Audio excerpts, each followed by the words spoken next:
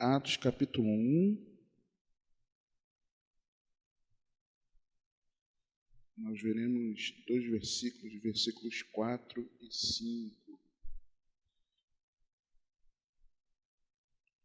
Atos 1, versículos 4 e 5. Amém? Diz-nos assim a santa e poderosa palavra de Deus em Atos 1, versículos 4 e 5. E estando com eles, determinou-lhes que não se ausentassem de Jerusalém, mas que esperassem a promessa do Pai, que disse ele: de mim ouvistes. Porque, na verdade, João batizou em água, mas vós sereis batizados no Espírito Santo, não muito depois destes dias. Amém? Você pode se assentar, por favor. Queridos irmãos, nós estamos em continuidade a essa série de ensinos, de estudos aqui em nossa escola bíblica sobre o batismo no Espírito Santo, mas que eu estou chamando de mergulhados no Espírito Santo, que é isso que significa. O batismo no Espírito Santo é o mergulhar no Espírito Santo. Mas eu queria começar com duas perguntas. Nós já vimos sobre um panorama geral sobre o revestimento do alto e sobre a importância que é sermos cheios do Espírito Santo. Mas hoje eu quero começar com duas perguntas. Primeiro, você já teve o desprazer de receber de alguém uma promessa não cumprida? Às vezes até de mim mesmo. Pode falar. Já teve o desprazer? Já. Eu também, irmão, muitas vezes. Muitas. Você já se equivocou na interpretação de algum texto bíblico ao considerar uma promessa? Eu já, muitas vezes. Aquilo de você entender a Bíblia de forma errada. Quer ver o exemplo disso? Atos 16, agora não lembro o versículo. O carcereiro daquela prisão de Paulo e Silas, que ele vê todo aquele mover, e aí ele pergunta: o que eu faço para ser salvo? Aí Paulo e Silas respondem: crê no Senhor Jesus e serás salvo tu e a tua casa. E aí eu, novo convertido, eu me apropriava dessa palavra: eu creio em Jesus, minha família está salva. 31, né? Obrigado, meu pastor. Eu ia chutar ele, mas eu fiquei na dúvida. Crê no Senhor Jesus e serás salvo tu e a tua casa. Então eu criei, eu estou salvo, minha casa também. E nós vemos na sequência do texto que não é isso que está dito. Está dito que a casa também ouviu a pregação do Evangelho e também creu. Está escrito. Mas aí nós tomamos isso como uma promessa para nós. Uma outra coisa, aquele texto clássico de Filipenses 4,13. Posso todas as coisas naquele que me fortalece.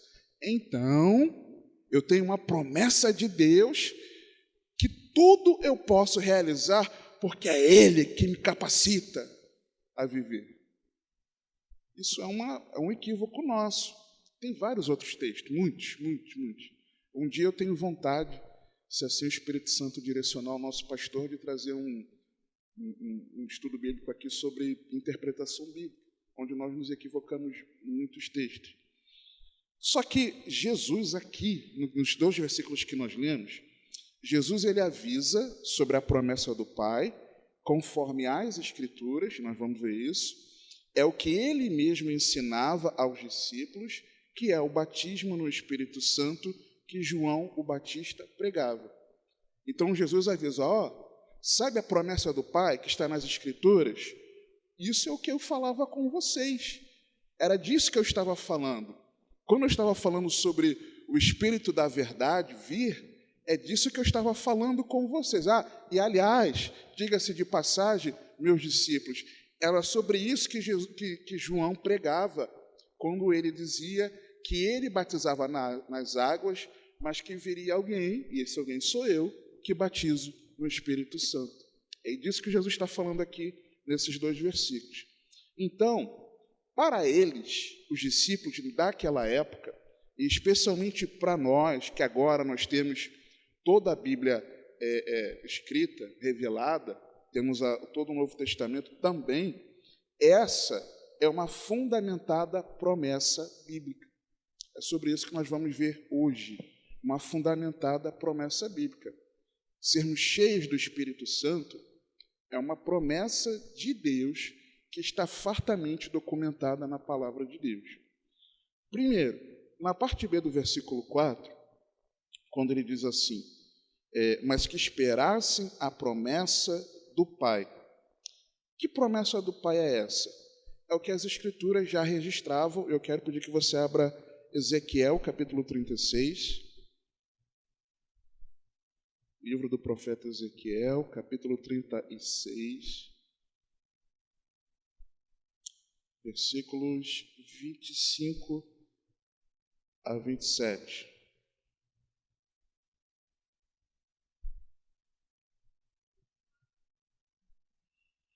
Ezequiel 36, 25 a 27.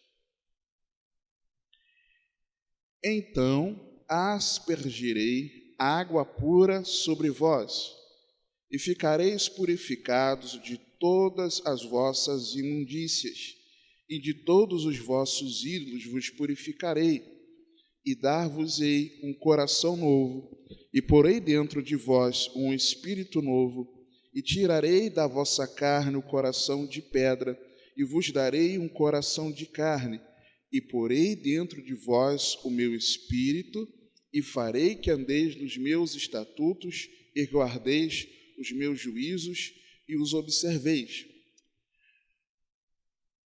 A promessa de Deus, ela vai além disso aqui que nós lemos. O que nós lemos aqui? Aquilo que acontece quando nós cremos em Jesus, é a regeneração, é sermos transformados, é sermos gerados de novo, a sermos purificados, lavados pelo Espírito Santo, sermos transformados em uma nova criação de Deus. É disso que ele está falando aqui, nesses versículos. Só que essa promessa do Pai, que as Escrituras registram, não trata apenas da regeneração, mas trata do derramar, que é uma outra coisa.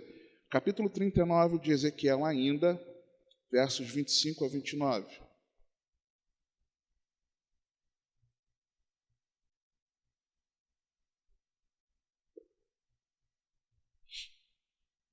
Portanto, assim diz o Senhor Deus, agora tornarei a trazer os cativos de Jacó e me compadecerei de toda a casa de Israel.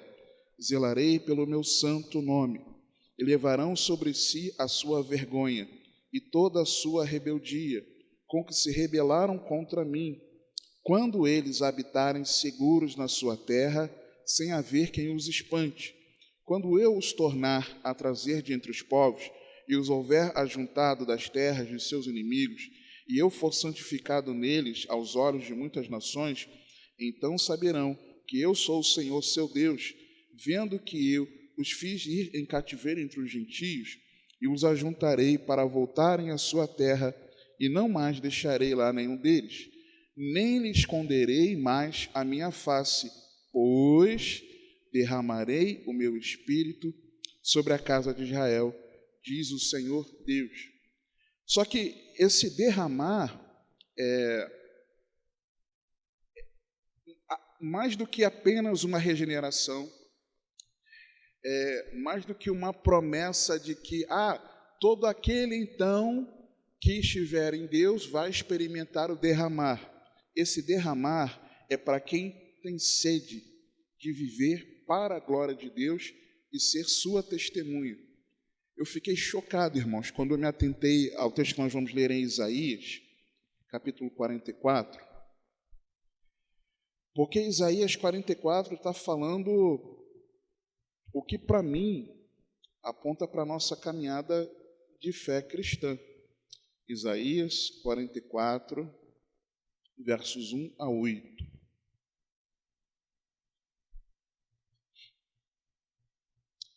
Deus prometeu a regeneração, Deus prometeu o derramar, mas o que Isaías nos diz? Agora, pois, ouve, ó Jacó, servo meu, e tu, ó Israel, a quem escolhi. Assim diz o Senhor, que te criou e te formou desde o ventre, e que te ajudará. Não temas, ó Jacó, servo meu, e tu, Jesurum, a quem escolhi, porque derramarei água sobre o sedento. Presta atenção, é para quem tem sede, é para quem quer, é para quem deseja. E rio sobre a terra seca, derramarei o meu espírito sobre a tua posteridade, e a minha bênção sobre os teus descendentes, e brotarão como a erva, como salgueiros, junto aos ribeiros das águas. Este dirá: eu sou do Senhor, e aquele se chamará do nome de Jacó, e aquele outro escreverá com a sua mão ao Senhor, e por sobrenome tomará o nome de Israel. Assim diz o Senhor, Rei de Israel, e seu Redentor, o Senhor dos Exércitos: eu sou o primeiro, e eu sou o último, e fora de mim não há Deus. E quem proclamará como eu, e anunciará isto, e o porá em ordem perante mim, desde que ordenei um povo eterno, e anuncie-lhes as coisas vindouras, e as que ainda hão de vir? Não vos assombreis, nem temais. Porventura, desde então, não vos fiz ouvir, e não vos anunciei, porque vós sois as minhas testemunhas. Porventura, não há outro Deus fora de mim? Não, não há outra rocha que eu conheça. A promessa do Espírito Santo, além de ser uma transformação na minha e na tua vida, também existe a promessa de um derramar para aquele que deseja ser do Senhor. Para aquele que diz, versículo 5, este dirá: eu sou do Senhor. Para aquele que, mais do que se identificar mentalmente, mas na sua vida, ele quer que a identidade dele aponte de que ele pertence a Deus. É para aquele que a sua caminhada, a sua vida, a sua trajetória de vida, ele quer que seja de alguém que diga: eu sou do Senhor. É para esse que é o derramar do Espírito. Para esse que no versículo 8 ele diz: porque vós sois as minhas testemunhas. É para esse que é o derramar do Espírito Santo. É para esse que é o derramar do Espírito Santo. Só que aí, irmãos, não há acepção de pessoas. Joel capítulo 2, versos 28 a 32. Avança alguns profetas.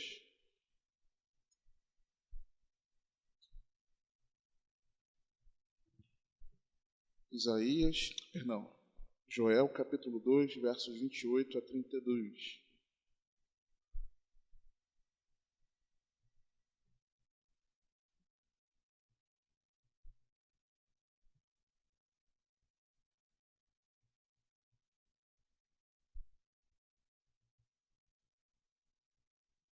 Isaías, Jeremias, Lamentações, Ezequiel, Daniel, Oséias, Joel. Capítulo 2. Amém? E há de ser que depois derramarei o meu espírito sobre toda a carne. É importante isso aqui, dar uma pausa aqui, por quê?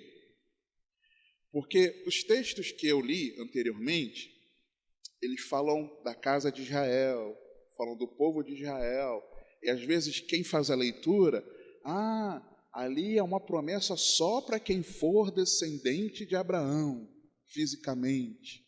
Não, não é.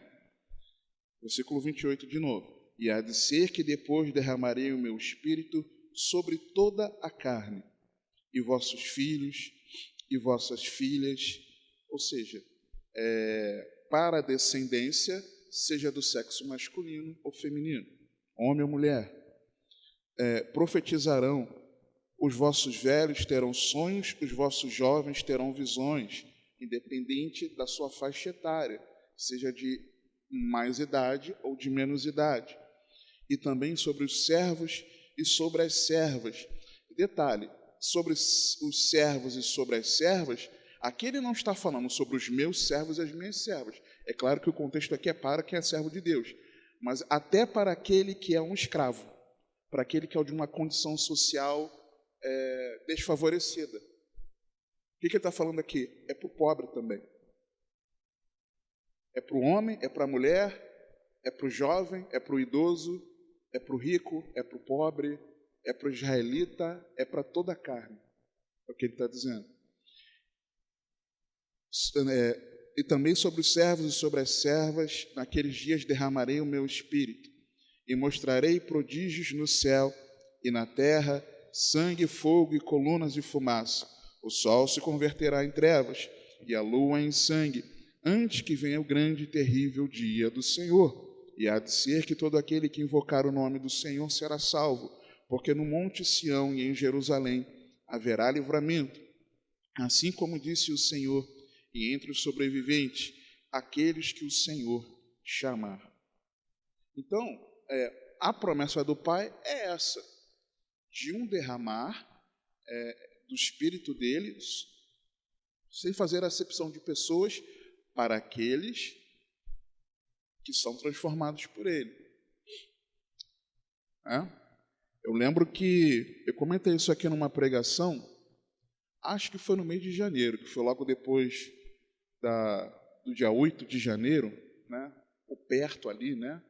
Do dia 8 de janeiro, que eu tinha assistido a um vídeo, um trechinho de um vídeo, era uma live, onde tinha, teoricamente, 2 pastores, eu não sei se são ou se não são, porque eu não os conhecia, e que eles estavam tratando da questão política no Brasil recente, questão da eleição, governo que seria então atual, um novo governo e etc., as mobilizações na frente dos quartéis. Aí eu escutei um deles falar assim, não, porque esse pessoal está equivocado de achar que a igreja é aquela que se reúne em determinado lugar. A igreja no Brasil, a igreja brasileira, é essa que está se reunindo aqui, na frente de todos os quartéis em todo o Brasil. E esse negócio de que o Espírito Santo é derramado sobre a igreja, não. O Espírito Santo é derramado sobre toda a carne, independente se ele crê em Maomé, se ele crê nos orixás. Eu ouvi, irmãos, eu ouvi essa barbaridade. É muita blasfêmia para o meu ouvido. Então não é isso. Quando o texto fala sobre toda a carne, significa sem acepção de pessoas. E aí ele explica que não acepção de pessoas é essa, independente do seu sexo, independente da sua idade, independente da sua classe social. É isso que ele está falando, que é em toda a carne. Amém? E aí, volta por favor para Atos, capítulo 1. Existem outros textos no Antigo Testamento que falam sobre o derramar do Espírito Santo, mas que eu, pessoalmente, eu tenho um entendimento que são textos mais específicos para Israel, para um determinado momento de Israel. Então, como eu tenho entendido assim, eu prefiro não ler esses textos. Mas tem outros textos mais falando sobre o derramar do Espírito no Antigo Testamento. Mas eu vejo que ali como uma promessa específica para Israel. Aqui em Atos, no capítulo 4, diz, eu vou ler mais uma vez o texto. Capítulo 1, versículo 4, perdão. E estando com eles, determinou-lhes que não se ausentassem de Jerusalém, mas que esperasse a promessa do Pai, que disse ele, de mim ouvistes. O que Jesus falou com eles? Qual era esse ensino de Jesus? Que Jesus disse aqui, de mim ouvistes, algo que ele ensinou aos seus discípulos. Abra, por favor, João no capítulo 7. Jesus relacionou a promessa da vinda do Espírito Santo como um manancial que flui no nosso interior. João capítulo 7, versos 37 a 39. Jesus aqui estava numa celebração, numa festa, em que eles relembravam o período do povo no deserto, habitando em tendas, e o ponto-chave da festa era quando eles tiravam a água em vasos de ouro e derramavam no altar. Para quê? Para que eles se lembrando que da rocha jorrou água no deserto. E aí Jesus diz o seguinte: e no último dia, o grande dia da festa, Jesus pôs-se em pé e clamou, dizendo: se alguém tem sede, venha a mim e beba. Lembra lá no deserto o povo enchendo a paciência de Moisés? Moisés, nós estamos com sede, nós vamos morrer seco aqui em Teu Ricardo, nesse sol do deserto. Por algumas vezes. Então, numa oportunidade, por exemplo, eles encontraram águas, mas as águas eram amargas. Ele jogou lá o ramo e as águas ficaram boas para serem bebidas. Em outro momento, encontrou a rocha e ele falou a rocha, e a rocha jorrou água. Aí, no outro momento, Deus manda ele toca a rocha, porque Deus manda ele tocar a rocha, ferir a rocha. Num segundo momento, com uma outra rocha, Deus manda ele falar a rocha, e ao invés dele falar, ele toca novamente a rocha.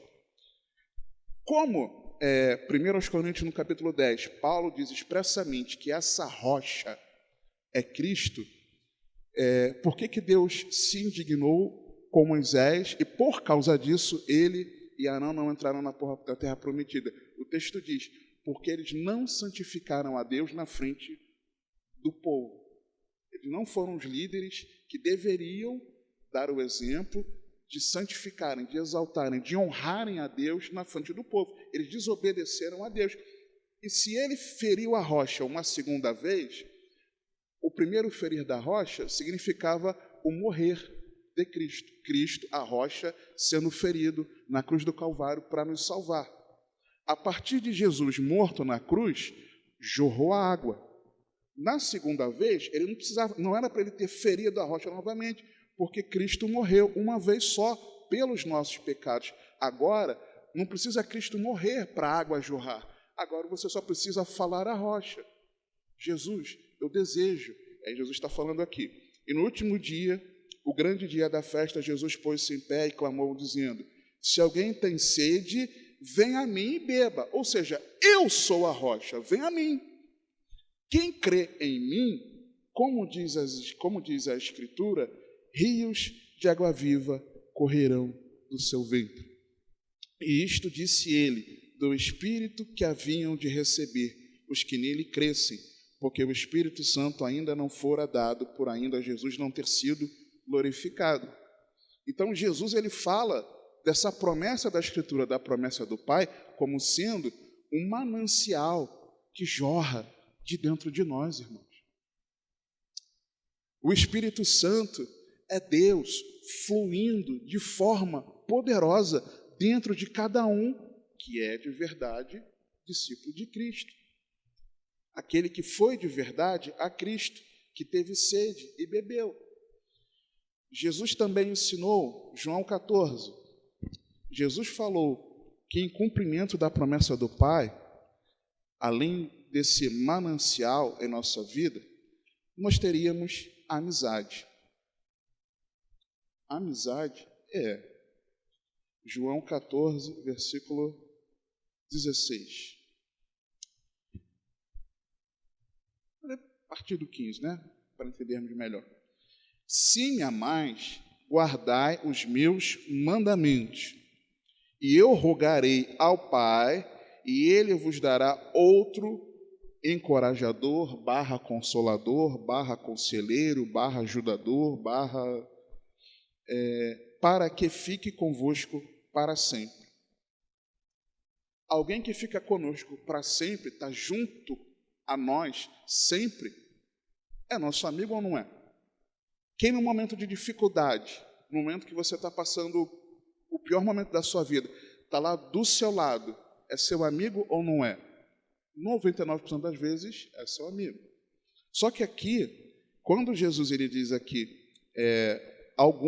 muitas versões traduzem como consolador, a NVT traduz como encorajador, a NVI, se eu não me engano, traduz como conselheiro, outras como ajudador. Por quê? Porque esse termo aqui, paracletos, traduzido geralmente, muitas versões, como consolador, ele significa tudo isso.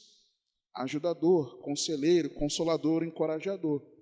Então, Jesus está ensinando que a promessa do Pai, que ele estava falando ali com eles, é uma amizade, traz para nós uma amizade na qual nós temos uma capacitação, porque ele é o nosso ajudador, uma orientação, porque ele é o nosso conselheiro, e fortalecimento, porque ele é tanto consolador para um momento difícil, mas também ele nos encoraja a nós enfrentarmos as situações.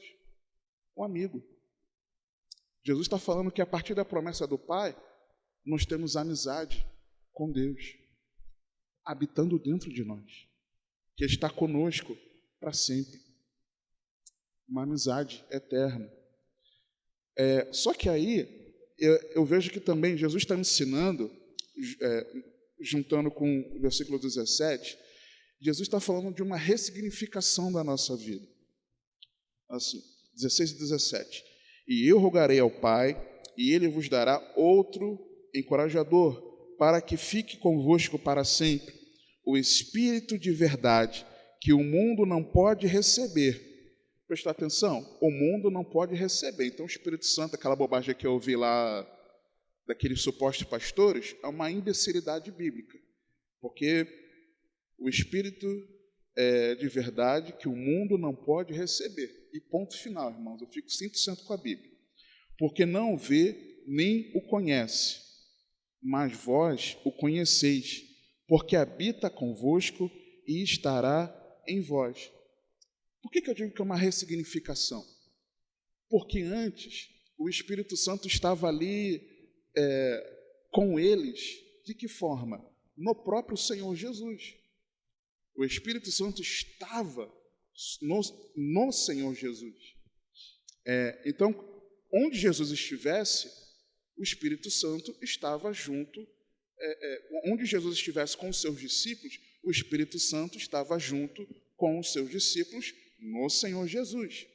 Mas agora era uma outra, uma ressignificação, porque agora, mais do que você ter um relacionamento com alguém que é o seu mestre, em que você aprende exemplos, em que você está sendo discipulado, alguém que você está ali servindo, caminhando junto, agora esse Espírito estaria dentro de cada um. Então, uma ressignificação. Agora seríamos morada do Espírito Santo. Então, é isso que Jesus está ensinando quando ele fala, lembra aquilo que eu falei? É disso que Jesus está falando também. Mas Jesus também está falando de que a partir da promessa do Pai, nós teríamos um fundamento da fé cristã. Como assim? Versículo 26. Mas aquele Consolador, ou encorajador, ajudador, conselheiro, o Espírito Santo, que o Pai enviará em meu nome, esse vos ensinará todas as coisas e vos fará lembrar de tudo quanto vos tenho dito. Como assim eu disse fundamento da fé cristã? Porque o que Jesus está falando aqui? Jesus não está falando que o Espírito Santo vai ajudar você e a mim a lembrarmos aquilo que Jesus nos ensinou, porque Jesus não nos ensinou diretamente. O que Jesus está falando aqui? Que o Espírito Santo ensinaria e faria lembrar aquilo que Jesus já tinha dito a eles. Para quê? Para que os apóstolos trouxessem a aplicação dos ensinos de Cristo no contexto da nova aliança. O fundamento da nossa fé, a doutrina dos apóstolos. Isso que ele está falando. O Espírito Santo vai dar a vocês o que vão chamar no ano de 2023 de a doutrina dos apóstolos. O Espírito Santo vai dar a vocês o que em Atos 2:42 é chamado de a doutrina dos apóstolos. É disso que Jesus está falando. Então, a partir do derramar do Espírito Santo, houve também a fundamentação bíblica na palavra para a nossa fé. São os ensinos de Cristo aplicados pelos apóstolos no contexto da nova aliança. Uma outra coisa, capítulo 15, versículo 26. Uma convicção de fé.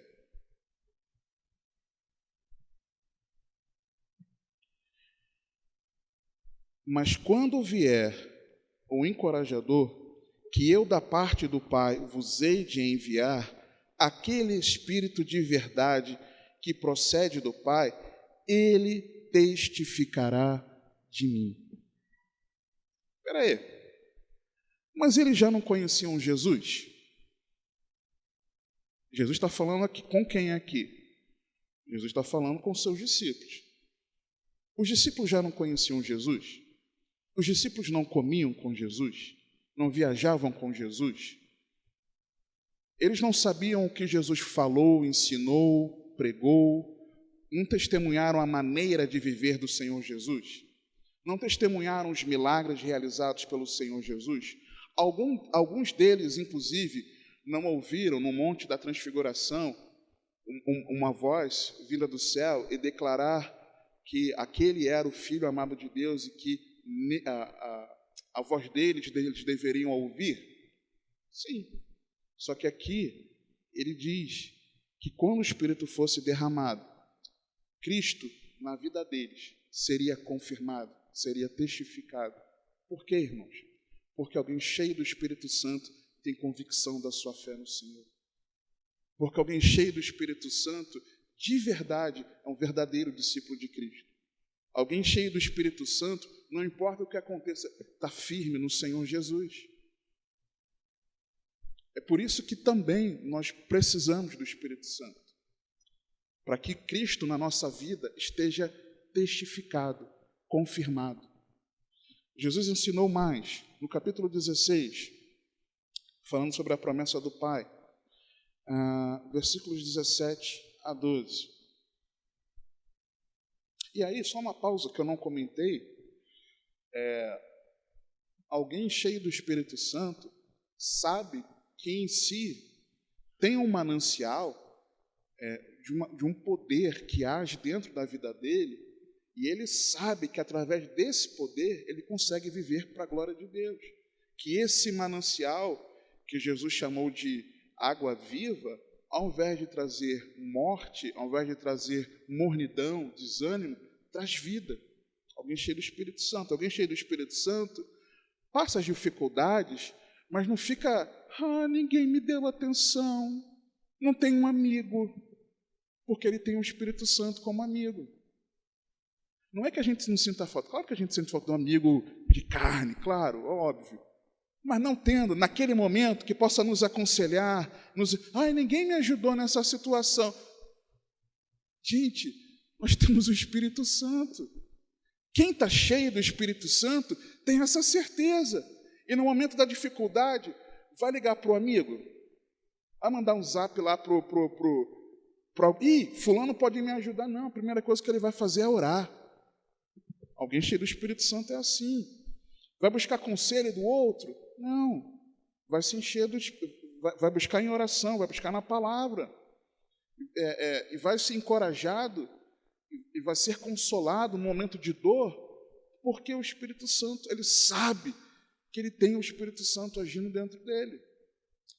Alguém cheio do Espírito Santo tem uma convicção na sua vida de que ele não é um ser humano natural, comum, mas ele é a morada de Deus. Ele sabe que é a morada de Deus. Então, se ele sabe que ele é a morada de Deus, ele não pode viver como qualquer outro, mas ele precisa viver como alguém em que Deus habita. É diferente. E alguém que é cheio do Espírito Santo, por exemplo, vai permanecer no fundamento, na doutrina da palavra. Alguém que é cheio do Espírito Santo come Bíblia. Se você não come Bíblia, avalie-se. João 16, 7 a 12.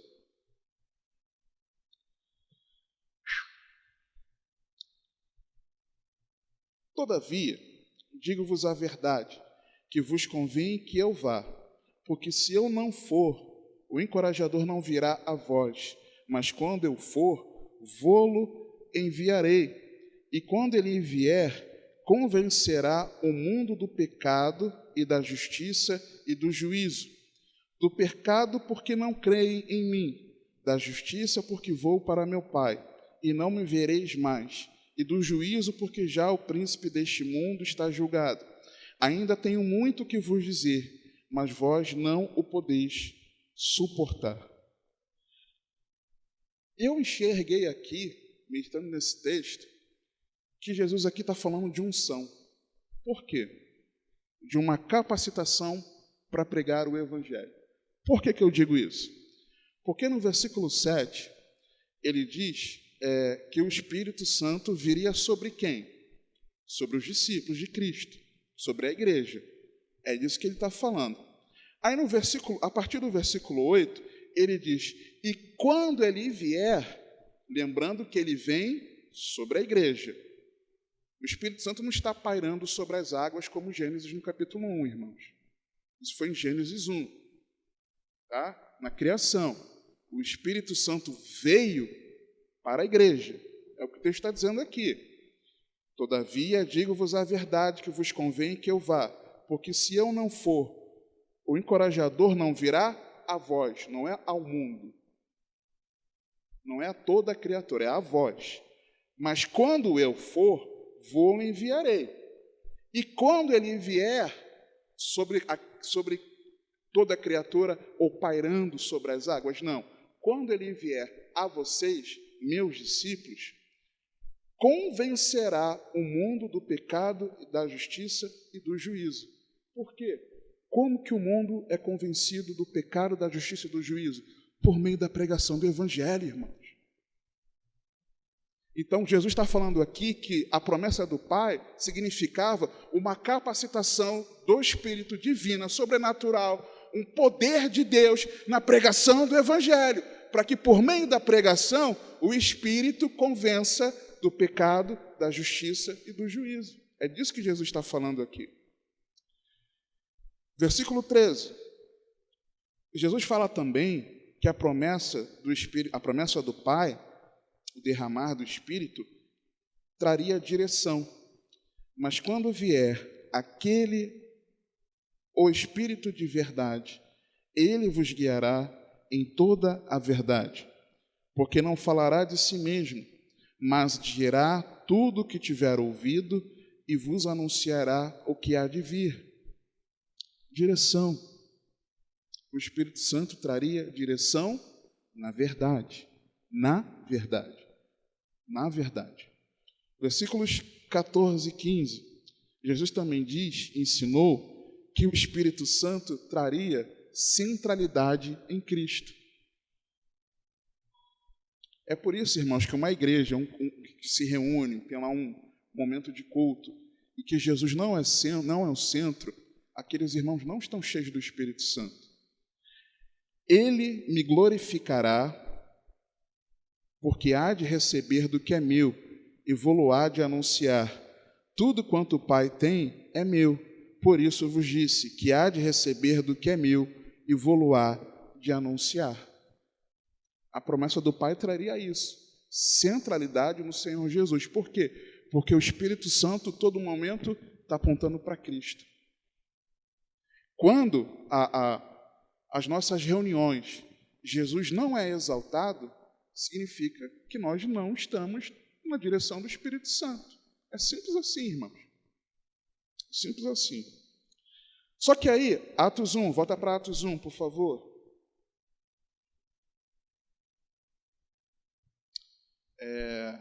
Versículo 5.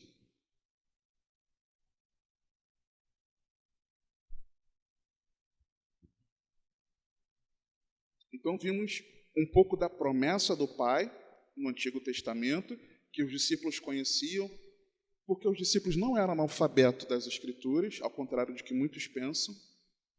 Eles não tinham estudo teológico, Até então, com Cristo eles passaram a ter, porque Jesus os ensinou. Mas eles conheciam as Escrituras. Vimos também sobre o ensino de Cristo. E agora, nós vimos primeiro a promessa do Pai, vimos depois o ensino do Filho, e agora nós vamos ver a pregação do Espírito Santo. Porque, na verdade, João batizou em água, mas vós sereis batizados no Espírito Santo, não muito depois destes dias. Lembra de textos em que o próprio João falou isso? Olha, estou batizando em água, mas vem alguém que eu não sou digno nem de desatar as sandálias, esse batizará no Espírito Santo. Vamos ver esses textos. E por que eu estou chamando isso que João Batista anunciava de a pregação do Espírito Santo? Porque João era cheio do Espírito Santo desde o ventre, irmãos. Lucas, no capítulo, deixa eu ver se eu vou me lembrar, Lucas capítulo 1, verso 15.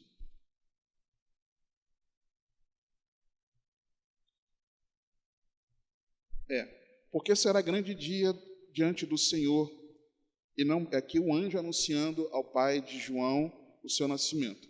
E não beberá vinho nem bebida forte, e será cheio do Espírito Santo já desde o ventre de sua mãe. Então, quando João pregava no deserto, quem que pregava? O Espírito Santo através da vida dele, tá? Mas vamos lá. Essa pregação do Espírito Santo, por meio do que João anunciava, em relação à promessa do Pai, que é o que Jesus ensinou, que é o batismo no Espírito Santo, Marcos capítulo 1, nós vemos que é uma importante experiência. Por quê? Porque ele faz essa distinção. Princípio do Evangelho de Jesus Cristo, Filho de Deus, como está escrito nos profetas. Eis que eu envio o meu anjo ante a tua face, o qual preparará o teu caminho diante de ti. Voz do que clama no deserto, preparai o caminho do Senhor, endireitai as suas veredas. Apareceu João batizando no deserto e pregando o batismo de arrependimento para a remissão dos pecados. E toda a província da Judéia e os de Jerusalém iam ter com ele, e todos eram batizados por ele no rio Jordão, confessando os seus pecados. E João estava vestido de pelos de camelo e com um cinto de couro em redor de seus lombos, e comia gafanhotos e mel silvestre, e pregava dizendo: após mim vem aquele que é mais forte do que eu, do qual eu não sou digno de, abaixando-me, desatar a correia das suas sandálias. Eu, em verdade, tenho-vos batizado em água, ele, porém, vos batizará no Espírito Santo. João, na sua pregação, ele fazia questão de dizer: olha, arrependimento de pecados, ok, mas existe uma experiência com Deus que vocês precisam viver. É de serem batizados no Espírito Santo. Então, João, na sua pregação, ele mostrava como era importante a experiência de você ser revestido do alto, de você ser revestido do poder do Espírito Santo. João, ele mostrava como algo importante. Outra coisa é de que essa pregação do Espírito Santo por meio de João, ela anunciava que a promessa do Pai seria provida por quem pagou o preço pelos nossos pecados. João capítulo 1, versos 29 a 34. João, o apóstolo, escrevendo sobre João o Batista. João 1, 29 a 34. Irmãos, é só ressaltar uma coisa aqui. Nós estamos numa escola bíblica. Nós não estamos numa campanha de oração de sermos cheios do Espírito Santo. Amém? Então, é Bíblia. Bíblia, Bíblia, Bíblia, Bíblia, Bíblia, Bíblia, Bíblia e Bíblia. Para a glória de Deus. João 1, 29 a 34. No dia seguinte, João viu a Jesus que vinha para ele e disse: eis o Cordeiro de Deus que tira o pecado do mundo. Este é aquele do qual eu disse: após mim vem um homem que é antes de mim, porque foi primeiro do que eu. E eu não o conhecia, mas para que ele fosse manifestado a Israel, vim eu, por isso batizando-o em água. E João testificou, dizendo: eu vi o Espírito descer do céu como pomba e repousar sobre ele. E eu não o conhecia, mas o que me mandou a batizar com água, esse me disse: sobre aquele que vires descer o Espírito e sobre ele repousar, esse é o que batiza no Espírito Santo. E eu vi e tenho testificado que este é o Filho de Deus. Quando Jesus nos lembra lá em Atos, capítulo 1, no versículo 5, porque João batizou em água, João dizia que batizava em água, mas que viria o batismo no Espírito Santo. Jesus também estava dizendo implicitamente ali que aquele que batiza no Espírito Santo, ele próprio, é aquele que veio ao mundo morrer por causa dos nossos pecados, irmãos. Ser batizado no Espírito Santo, ser cheio do Espírito Santo, é para quem corresponde à poderosa mensagem do Evangelho, é para quem entende que Jesus morreu por causa dos nossos pecados, é quem entende que os seus pecados estavam cravados naquela cruz, no nosso Senhor Jesus. É para esse, porque a promessa desse derramar, ela foi provida por aquele que veio tirar o pecado do mundo como cordeiro, como sacrifício, para morrer no nosso lugar. Se nós não entendemos isso, irmãos, não tem como nós sermos cheios do Espírito Santo. Se nós não vivemos isso, se essa verdade do Evangelho não ocorra no nosso coração, nós não correspondemos a isso como verdadeiros filhos de Deus, alcançados por alguém ferido pelo Evangelho, não tem como sermos cheios do Espírito Santo. Mateus, Evangelho segundo Mateus, capítulo 3. A pregação do Espírito Santo por meio de João, ela anunciava que a promessa do Pai, essa fundamentada promessa bíblica, ela não era para satisfazer um mero religioso. Mateus 3, 1 a 2. Por que eu digo isso? Por causa do que o João falou aqui.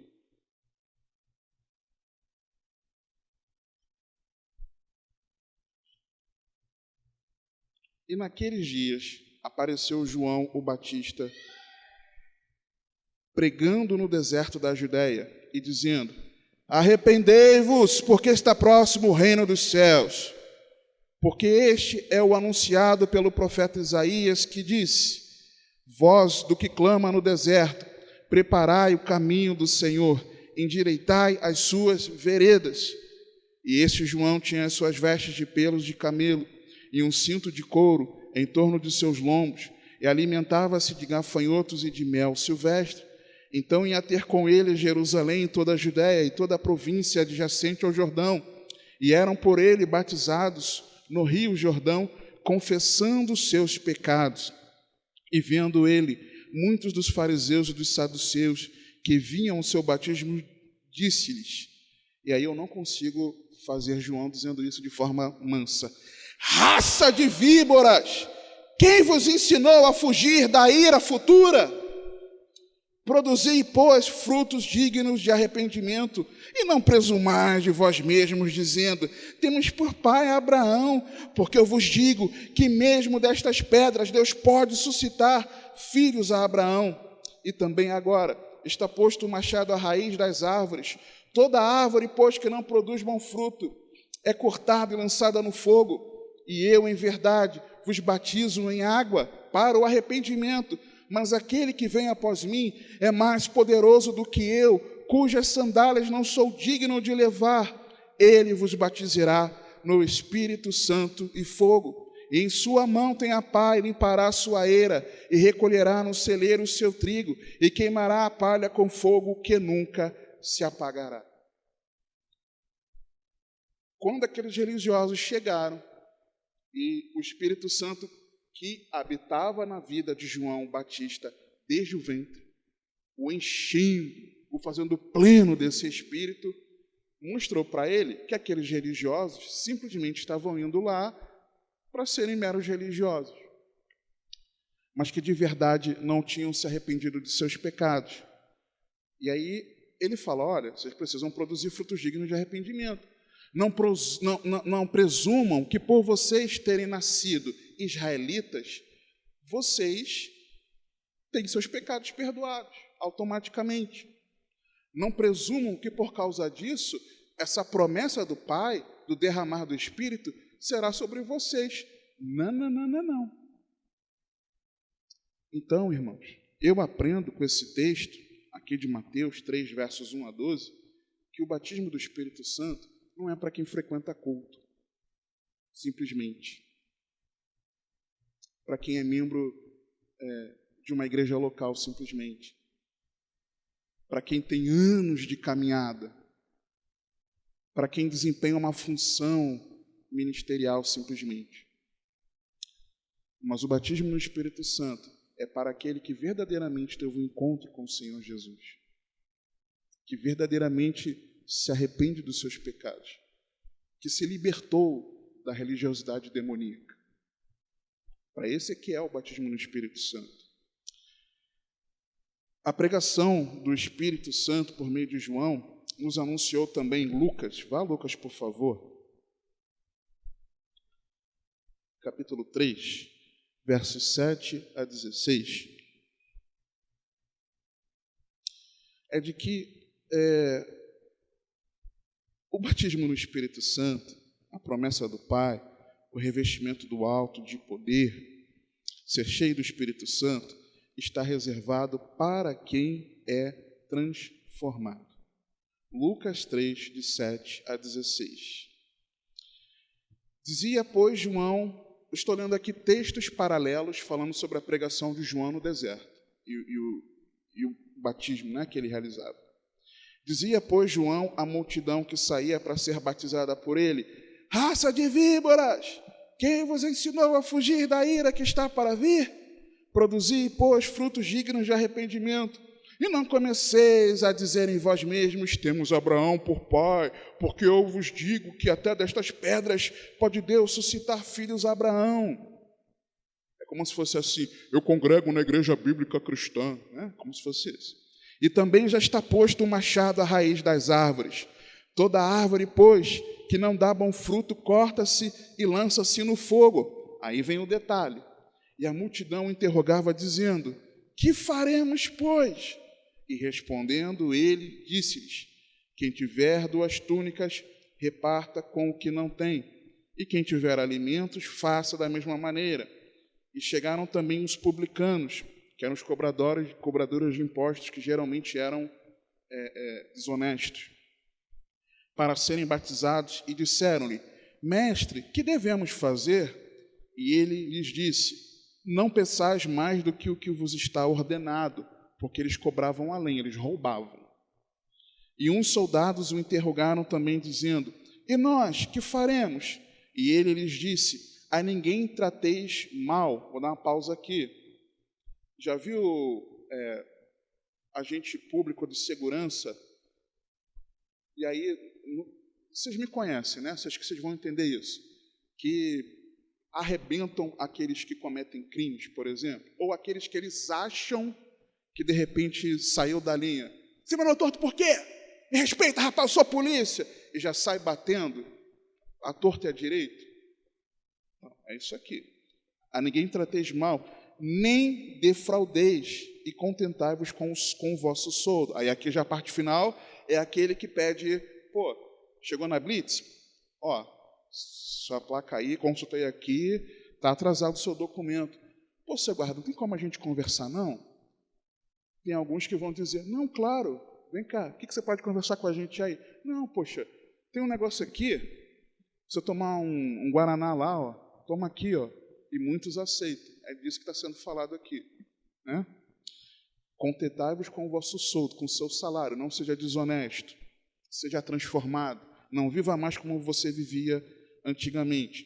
E estando o povo em expectação e pensando todos de João em seus corações, se porventura seria o Cristo, Respondeu João a todos, dizendo: Eu, na verdade, batizo-vos com água, mas eis que vem aquele que é mais poderoso do que eu, a quem não sou digno de desatar-lhe a correia das sandálias, e esse vos batizará no Espírito Santo e fogo. Batismo no Espírito Santo é para quem é transformado. É para quem pede a esse mesmo Espírito que o faça viver de forma diferente, que não mais quer viver num ambiente de gritaria, que não quer mais viver num ambiente de respeito às pessoas, que não mais quer ser desonesto no seu trabalho, que não mais quer colocar os seus olhos naquilo que é mal, que não quer mais tratar o seu semelhante com egoísmo. É para quem é transformado. É isso que a pregação do Espírito Santo por meio de João estava ensinando a quem ouviu a pregação e lesse aqui a pregação nos vários textos que ela é trazida para nós. Só que aí, irmãos, nós vimos a promessa do Pai, vimos o que Jesus ensinou, vimos o que João pregava. Mas e a igreja? Como é que a igreja, diante disso, a partir disso que Jesus revelou, o que a igreja fazia com esse entendimento bíblico, entendimento nas Escrituras sobre o batismo no Espírito Santo, sobre o derramar do Espírito? A doutrina na igreja, vivida pelos discípulos de Cristo, ela falava sobre isso como sendo o ensino básico da fé. Abra a carta aos Hebreus, capítulo 6. Hebreus 6, versos 1 a 3. Hebreus 6, 1 a 3.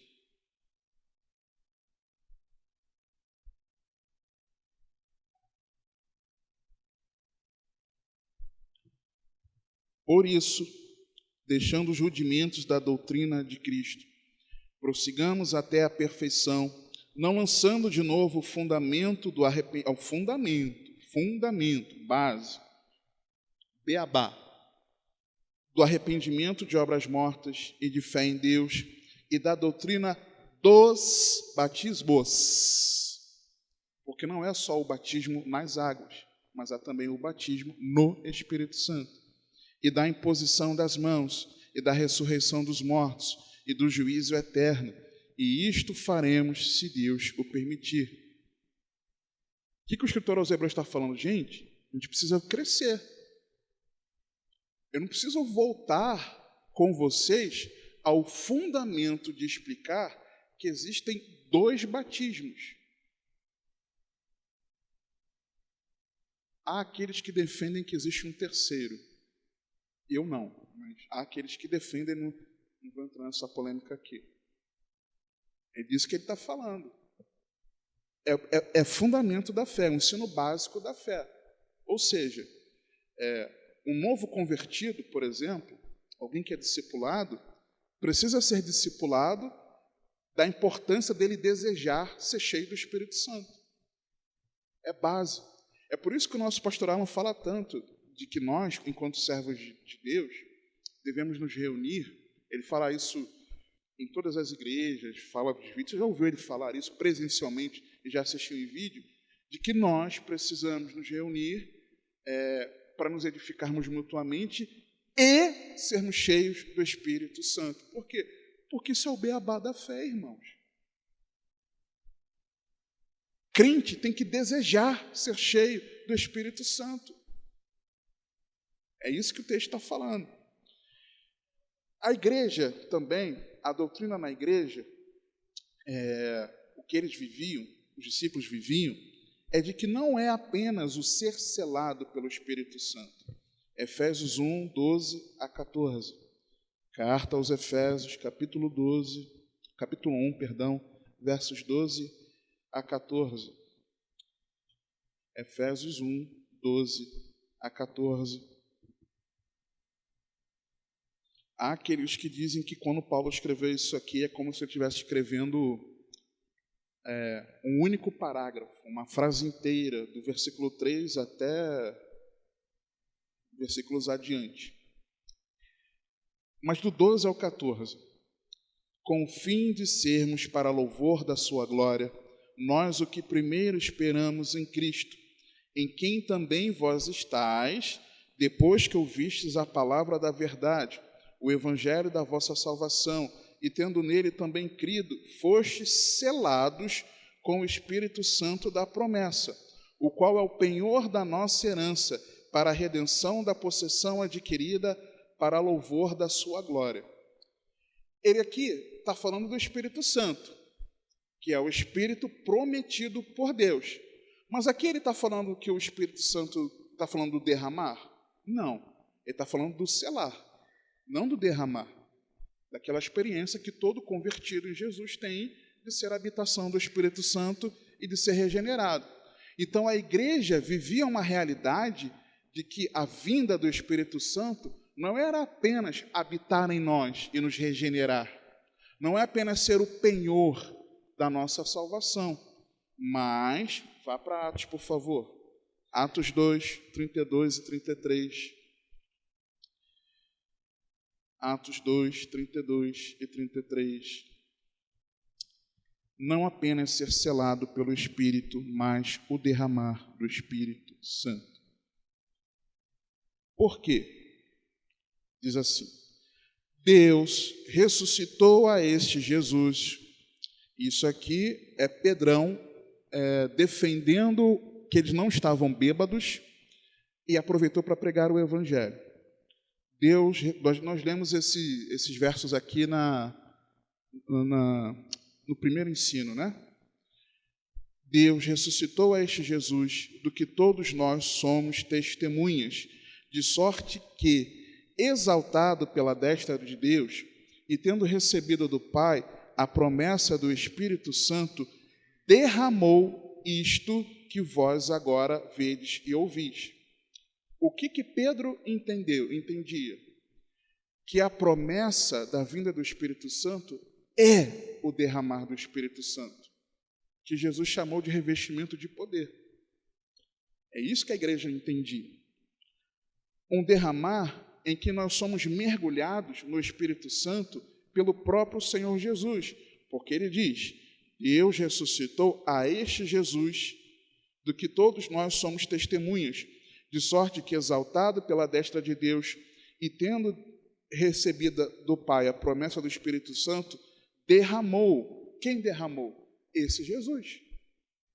Jesus é quem nos derrama, quem nos mergulha no Espírito Santo. Derramou isto que vós agora vedes e ouvis. Lembra que ele falou? João 7, 37 e 39.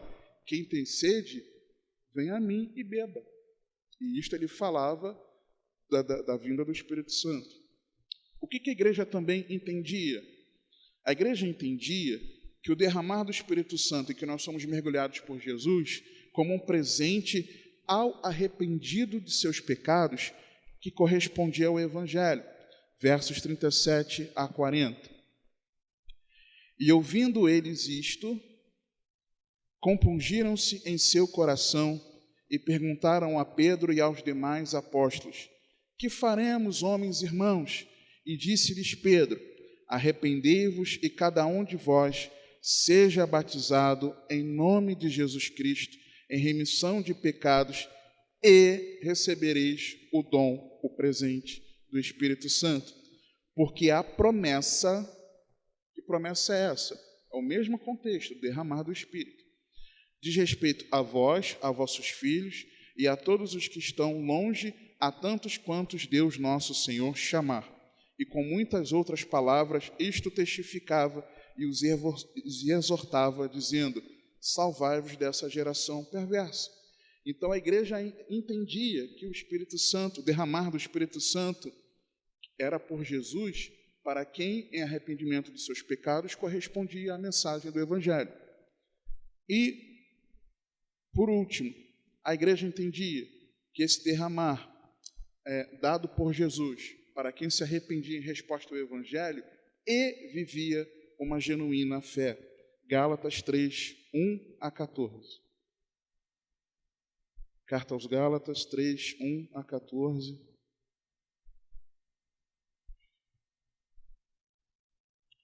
Ó insensatos Gálatas, quem vos fascinou para não obedecerdes à verdade? A vós perante os olhos de quem Jesus Cristo foi evidenciado, crucificado entre vós? Só quisera saber isto de vós: recebestes o Espírito pelas obras da lei ou pela pregação da fé? Sois vós tão insensatos que, tendo começado pelo Espírito, acabeis agora pela carne? Será em vão que tenhais padecido tanto? Se é que isso também foi em vão. Aquele, pois, que vos dá o Espírito e que opera maravilhas entre vós, o faz pelas obras da lei ou pela pregação da fé? Assim como Abraão creu em Deus, e isto lhe foi imputado como justiça. Sabei, pois, que os que são da fé são filhos de Abraão. Ora, tendo a Escritura previsto que Deus havia de justificar pela fé os gentios, anunciou primeiro o Evangelho a Abraão, dizendo: todas as nações serão benditas em ti, de sorte que os que são da fé são benditos com o crente Abraão. Todos aqueles, pois, que são das obras da lei estão debaixo da maldição, porque está escrito: maldito todo aquele que não permanecer em todas as coisas que estão escritas no livro da lei para fazê-las. E é evidente que pela lei ninguém será justificado diante de Deus, porque o justo viverá pela fé. Ora, a lei não é da fé, mas o homem que fizer estas coisas por elas viverá. Cristo nos resgatou da maldição da lei, fazendo-se maldição por nós, porque está escrito: maldito todo aquele que for pendurado no madeiro, para que a bênção de Abraão chegasse aos gentios por Jesus Cristo. E que bênção é essa? É a bênção que ele falou lá no versículo 8, é a justificação, é os nossos pecados serem perdoados em Jesus. Aí ele complementa: e para que pela fé nós recebamos a promessa do Espírito. Que promessa é essa, irmãos? De nós sermos cheios do Espírito Santo. Para quem? Para quem tem uma genuína fé em Jesus. Então, irmãos, como ser cheio do Espírito Santo? Gerando expectativa. É o que Jesus disse aqui para eles, em Atos 1, 4 a 5. E estando com eles, determinou-lhes que não se ausentassem de Jerusalém, mas que esperassem a promessa do Pai, que disse ele: de mim ouvistes. Porque, na verdade, João batizou em água, mas vós sereis batizados no Espírito Santo, não muito depois desses dias. Ser mergulhado no Espírito Santo é para os filhos de Deus, pois é a promessa do Pai. É para os discípulos de Cristo, pois era ensino de Jesus. É para quem é do Evangelho, pois fazia parte da pregação de João Batista. É para os membros do corpo de Cristo, porque a igreja aplicava essa doutrina. Essa é uma fundamentada promessa bíblica, que precisa ser lembrada por meio da meditação, por meio da pregação, por meio do ensino, para despertar em nós o desejo de nós sermos cheios do Espírito Santo. É por isso que o Espírito Santo dirigiu o nosso pastor para nós estarmos abordando esse tema na nossa escola bíblica, para que no teu coração seja despertado esse desejo de você ser cheio do Espírito Santo, que é o que mais nos importa, irmãos, na nossa caminhada de fé. Amém? Vamos orar? Pai Santo, bendito, eterno, te dou graças por tua palavra. Nos ensina, Senhor, na verdade da tua palavra que na minha limitação eu não pude compartilhar com meus irmãos. Mas cremos que teu Espírito há de trazer ao nosso entendimento para que possamos viver isso, Pai, de desejarmos todos os dias estarmos cheios do teu Espírito. Eu oro para que aquele que ainda não viveu essa experiência do derramar, do revestimento do alto, deseje e viva essa realidade em ti. Oro para aqueles que já viveram, mas que não têm se importado, Pai, possam desejar muito estarem cheios de ti.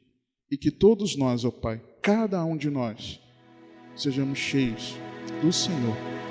Assim nós oramos e te agradecemos, no nome de Jesus. Amém.